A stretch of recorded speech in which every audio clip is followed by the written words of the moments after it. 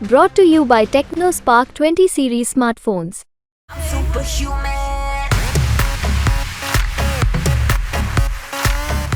उन्होंने कहा था कि देश की संपत्ति पर पहला अधिकार मुसलमानों का है। इसका मतलब ये संपत्ति इकट्ठी करके किसको बांटेंगे? जिनके ज्यादा बच्चे हैं उनको बांटेंगे। पहले फेज के चुनाव के बाद प्रधानमंत्री नरेंद्र मोदी ने राजस्थान के बांसवाड़ा में मुसलमानों का मुद्दा छेड़ दिया। उन्होंने कांग्रेस के मैनिफेस्टो पर निशाना बोलते हुए पूर्व प्रधानमंत्री मनमोहन सिंह के एक बयान का जिक्र किया। कुल मिलाकर बीजेपी के स्टार प्रचारक नरेंद्र मोदी ने इशारों में कहा कि कांग्रेस के लोग आपकी संपत्ति को लेकर मुसलमानों और ज्यादा बच्चा पैदा करने वालों में बांट देंगे।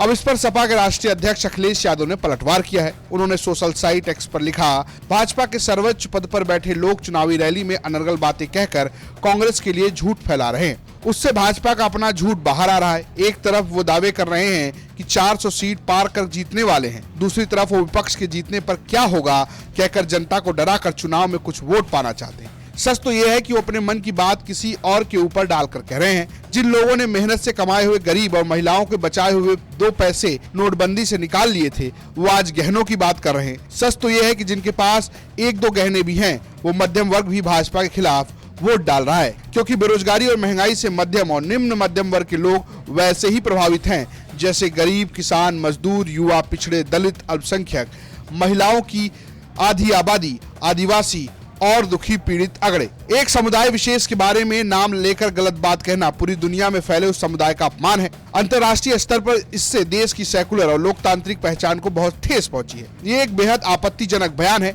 जिसकी कोई माफी तक नहीं हो सकती। दरअसल भाजपा ऐसा बयान इसलिए दे रही है क्योंकि उसके अपने समर्थक उसको वोट नहीं दे रहे हैं। प्रथम चरण की वोटिंग के बाद ये हताशा भरा बयान देश से भाजपा की सरकार जाने का सबसे पहला बयान भी है और रुझान भी है। ये भाजपा की अपने हार की स्वीकारोक्ति है। संविधान खत्म करने की मंशा रखने वाले ही ऐसी असंवैधानिक भाषा का प्रयोग कर सकते हैं। चुनाव आयोग ऐसे बयान के बाद क्या किसी को चुनाव लड़ने की अनुमति देगा? इतिहास इसे याद रखेगा और इसके लिए इतिहास भाजपा को कभी माफ नहीं करेगा। फिलहाल अखिलेश यादव पीएम नरेंद्र मोदी को जवाब तो दे रहे हैं, लेकिन सोशल मीडिया पर जो बयान मोदी का वायरल है, उन्होंने उससे कुछ ज्यादा लंबा चौड़ा बयान दिया है कि अगर कांग्रेस की सरकार बनेगी तो हर एक की प्रॉपर्टी का सर्वे किया जाएगा। हमारी बहनों के पास सोना कितना है उसकी जांच की जाएगी, उसका हिसाब लगाया जाएगा।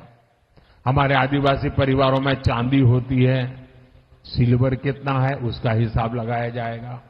सरकारी मुलाजिमों के पास कितना जगह है, क्या है, पैसे कहाँ है, नौकरी कहाँ है, उसकी जांच की जाएगी। इतना ही नहीं, आगे क्या कहा है, ये जो गोल्ड है बहनों का और जो संपत्ति है, ये सबको समान रूप से वितरित कर दी जाएगी।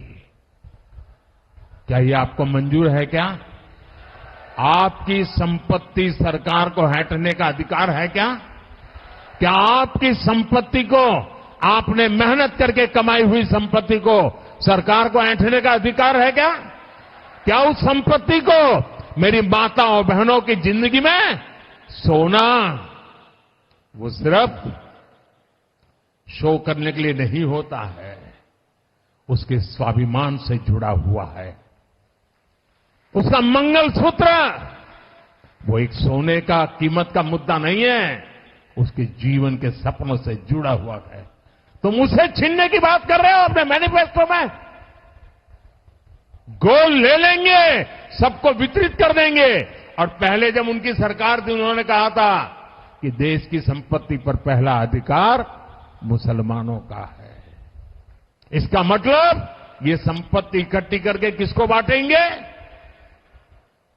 जिनके ज्यादा बच्चे हैं उनको बांटेंगे।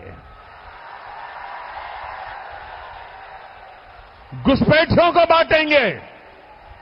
क्या आपकी मेहनत की कमाई का पैसा घुसपैठियों को दिया जाएगा? आपको मंजूर है? ये कांग्रेस का मैनिफेस्टो कह रहा है कि वो माताओं बहनों का सोने का हिसाब करेंगे, उसकी जड़ती करेंगे, जानकारी लेंगे और फिर उस संपत्ति को बांट देंगे और उनको बांटेंगे जिनको मनमोहन सिंह जी की सरकार ने कहा था कि संपत्ति पर पहला अधिकार मुसलमानों का है। भाइयों बहनों, ये अर्बन नक्सल की सोच मेरी माताओं बहनों, ये आपका मंगलसूत्र भी बचने नहीं देंगे, यहां तक जाएंगे, मैं कहने आया हूं। फिलहाल इस बयान को लेकर पूरी राजनीति गर्म है। ब्यूरो रिपोर्ट, यूपी तक।